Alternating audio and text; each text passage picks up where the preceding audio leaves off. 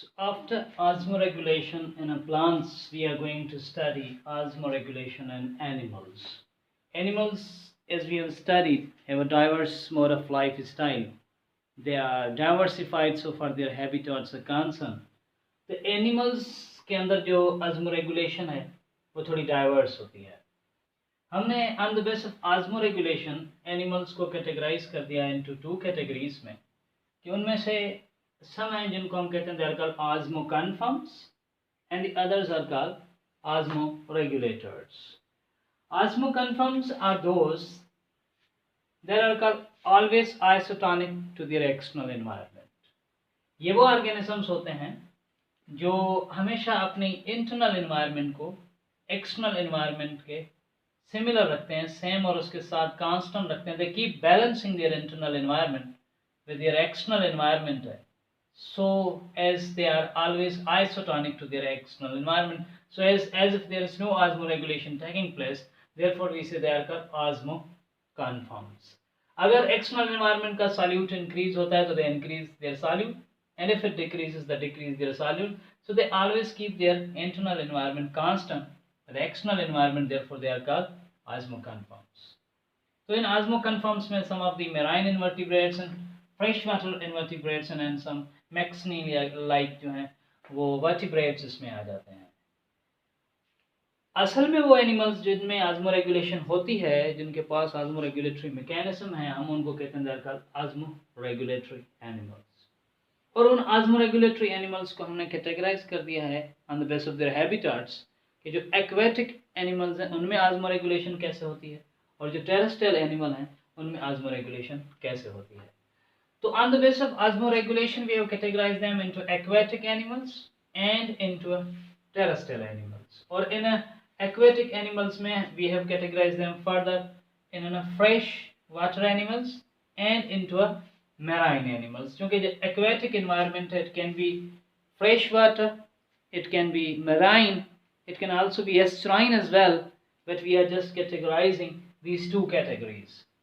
तो जो एनिमल्स हैं वो एक्वेटिक एनिमल्स के अंदर ऑस्मोरेगुलेशन के हिसाब से अगर हम पढ़ें तो एक्वेटिक एनिमल फ्रेश वाटर भी हो सकते हैं और एक्वेटिक एनिमल मैराइन हो सकते हैं.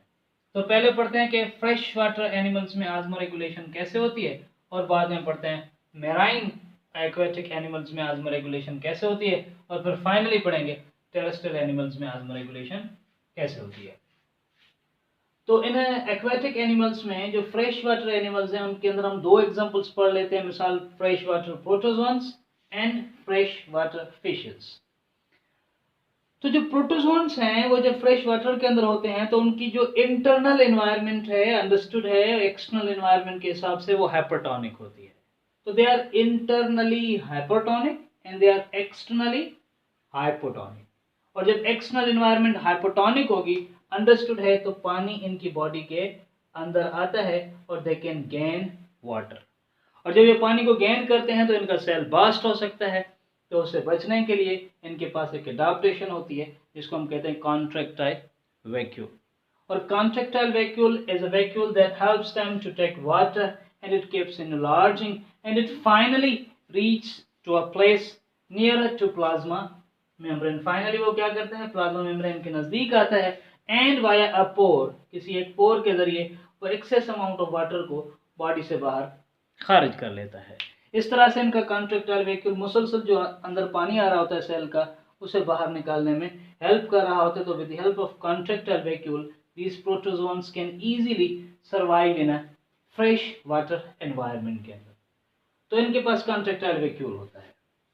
अगर हम इनसे कॉम्प्लेक्स ऑर्गेनिजम्स की फ्रेश वाटर फिशेस की बात करें तो वो कैसे पानी को रेगुलेट करती हैं, ऑस्मो रेगुलेशन कैसे करती हैं. तो जस्ट चेक के फिशेस की जो एक्सटर्नल एनवायरनमेंट होगी this environment is a hypotonic environment and the internal environment is a hypotonic environment. तो अंडरस्टूड है जब एक्सटर्नल एनवायरनमेंट हाइपोटोनिक है तो water can easily come inside their body है. तो क्या होता है कि they can take water and salts in form of food via mouth के जरिए इनके बॉडी के अंदर आ सकता है और they can easily take excess amount of water क्योंकि एक्सटर्नल एनवायरनमेंट जो होती है वो हाइपोटोनिक होती है. तो फ्रेश वाटर फिशेस को भी पानी को रेगुलेट करने का इतना बड़ा कोई इशू नहीं होता क्योंकि पानी ज़्यादा होता है एक्सटर्नल एनवायरनमेंट में और पानी आसानी से बॉडी के अंदर आ जाता है। तो फिर ये फिशेस क्या करती हैं, क्योंकि इनके पास एक्सेस वाटर होता है, तो फिर उस एक्सेस वाटर को ये एक्सक्रीट कर लेती हैं, excess amount of water and salts को डाइल्यूटेड फॉर्म में बॉडी से बाहर खारिज किया जाता है। तो they can take water easily and they can remove water, excess water in form of diluted urine and they can easily regulate their water है। लेकिन एक इशू होता है, एक प्रॉब्लम होता है इनके साथ कि जब ये पानी को रिमूव कर रही होती हैं तो इनके साल्ट्स भी रिमूव हो जाते हैं, जिनके ज़रिए इन्हें एक और मैकेनिज्म करना पड़ता है। एक प्रॉब्लम होता है जिसे फेस करने के लिए इन्हें साल्ट्स एक्टिवली गेन करने पड़ते हैं वाया गिल्स के ज़रिए। तो ये साल्ट्स को एंड प्लस ऑस्मोटिक वाटर को ये गिल्स के ज़रिए रिसीव करती हैं so that they can maintain their salts concentration inside their body है। तो this is a regulatory mechanism जो कि फ्रेश वाटर फिशेस में होगा कि ये पानी एंड साल्ट्स माउथ से लेती हैं, excess amount of water and salts को क्या कर लेती हैं, रिमूव कर लेती हैं, and they have an active transport of salt and osmotic water through their gills. अच्छा, इन फ्रेश वाटर फिशेस से अगर हम अनदर कैटेगरी को पढ़ें, द कैटेगरी ऑफ एनिमल्स, जो animals are living in a marine environment.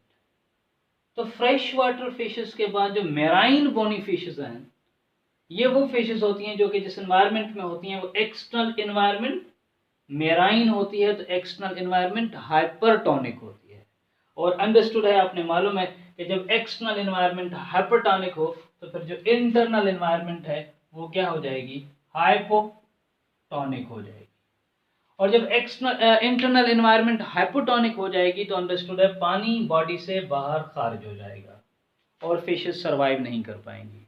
तो ये fishes क्या करती हैं, इनके अंदर मैकेनिज्म होता है कि ये गिल्स को अपने साल्ट्स में स्टोर करेंगी, और सम ऑफ द फिशेस जो हैं, जिस तरह से बुक ने लिखा उन्हें शार्क्स एंड रे फिशेस ईटीसी, वो यूरिया वगैरह को भी स्टोर करती हैं। तो ये फिशेस क्या करती हैं, in order to survive in this environment, ये क्या करेंगी, they will undergo a variety of mechanism. मिसाल कैसे कि ये पानी को, वाटर एंड साल्ट्स को फूड से भी ले रही होती हैं, एंड कंटिन्यूसली जो ये पानी ले रही होती है, इनटेक ऑफ वाटर हो रहा होता है, उससे ये साल्ट्स को ले रही होती है। तो ये अपने गिल्स में साल्ट को इस वजह से ले रही होती हैं ताकि ये एक्सटर्नल एनवायरनमेंट के हिसाब से हाइपरटोनिक हो जाएं, so that water can enter inside their body है। और फिर क्या होगा, जब ये साल्ट्स वगैरह सब इनकी बॉडी के अंदर आते हैं तो फिर इन्हें क्या करना होता है, उन साल्ट्स को एन प्लस वाटर को यूरिन के फॉर्म में फाइनली बॉडी से बाहर एक्सक्रीट करना होता है। तो चूंकि इन्होंने पानी को रेगुलेट करना है, और रेगुलेट करने के लिए उन्हें सेलाइन वाटर को भी इनटेक करना होता है, so that they can be hypertonic है, अपने गिल्स को हाइपरटोनिक बनाती हैं, सो दैट ये जो इंटरनल एनवायरनमेंट हाइपोटोनिक है और एक्सटर्नल एनवायरनमेंट हाइपरटोनिक है, इतने साल्ट्स यहाँ पर जमा किए जाएं इन स्पेशली गिल्स के अंदर, ताकि gills become more hypertonic than the external environment है, और पानी बॉडी के अंदर आ जाए। वंस पानी बॉडी के अंदर आ जाता है तो सम वाटर एंड साल्ट्स को ये यहाँ से क्या कर लेती हैं, एक्सक्रीट कर लेती हैं। लेकिन इन फिशेस के अंदर एक और प्रॉब्लम आ जाता है कि ये चूंकि मुसलसल सी वाटर को इनटेक कर रही होती हैं, तो उन सी वाटर के अंदर साल्ट्स ज़्यादा होते हैं, और उन साल्ट्स की वजह से क्या हो जाता है, इनकी बॉडी के, इनकी गिल्स के अंदर साल्ट्स की एक्यूमुलेशन ज़्यादा हो जाती है, जिनका रिमूवल ज़रूरी हो जाता है। और फिर इन्हें उन साल्ट्स को रिमूव करने के लिए क्या करनी पड़ती है, एक्टिव ट्रांसपोर्ट है, और उस एक्टिव ट्रांसपोर्ट के ज़रिए ये क्या करती हैं, excretion of salt and excretion of osmotic water है, कि उस ऑस्मोटिक वाटर को बॉडी से बाहर खारिज करके अपनी इंटरनल एनवायरनमेंट को मेंटेन करती हैं। तो this is how marine fishes जो हैं वो अपने पानी को या वाटर को रेगुलेट करती हैं। जिस कदर एक्वेटिक एनिमल्स के बाद टेरेस्ट्रियल एनिमल्स की बात की जाए, तो टेरेस्ट्रियल एनिमल्स में बर्ड्स, मैमल्स एंड रेप्टाइल्स आते हैं। तो इन्होंने अपने ऊपर एक ख़ास किस्म का स्केलेटन बनाया होता है, केटनाइज्ड स्केलेटन, और वो केटनाइज्ड स्केलेटन या क्यूटेनाइज्ड स्केलेटन इन्हें क्या करता है, पानी को कंजर्व करने में हेल्प कर रहा होता है। तो इनके पास ये मैकेनिज्म है कि ये they can undergo a process of conservation. Some of the animals ने एक ख़ास मैकेनिज्म अडॉप्ट किया हुआ है कि वो एक ख़ास हद तक डिहाइड्रेशन को भी फेस कर सकते हैं, जिसे हम कहते हैं इसका एनहाइड्रोबियोसिस है। This anhydrobiosis is a process where organisms can sustain, can bear to a higher level the dehydration of a body है। और ये इन्होंने लिखा है कि ये इस वजह से करते हैं क्योंकि ये एनिमल्स जो फूड वगैरह खाते हैं उनमें ज़्यादातर सीड्स होते हैं, जो seeds contain carbohydrates and lipids हैं, तो वो जब उनकी बॉडी के अंदर एक्यूमुलेट हो जाते हैं तो वो मैक्रो मॉलिक्यूल्स का कंटिन्यूस कंडेंसेशन होता है, वाटर रिलीज होता है, और उस वाटर को यूटिलाइज करके ये उस टेरेस्ट्रियल एनवायरनमेंट के अंदर सर्वाइव करते हैं। तो इसी तरह से जो आज़मो रेगुलेशन है उस हवाले से some are osmoconforms and others are called osmoregulators. In osmoregulators, they are called aquatic and they are terrestrial. In aquatics, they are freshwater and they are marine. And in freshwater, they are protozoans and freshwater fishes. And in marine, we say marine bony fishes. Some of the marine fishes, as I said, they store salts in their gills, whereas the other do not store salts in their gills, but in order to survive in a hypotonic environment, they store urea in their body, और जब अपनी urea को body में store करती हैं तो they become more hypertonic, और फिर वो आसानी से फ्रॉम एक्सटर्नल एनवायरनमेंट से पानी को बॉडी के अंदर इंटेक कर लेती हैं, और जब बॉडी की पानी की रेगुलेशन हो जाती है तो फिर यूरिया को बॉडी से बाहर एक्सक्रीट किया जाता है। तो this is how osmoregulation takes place in an animal.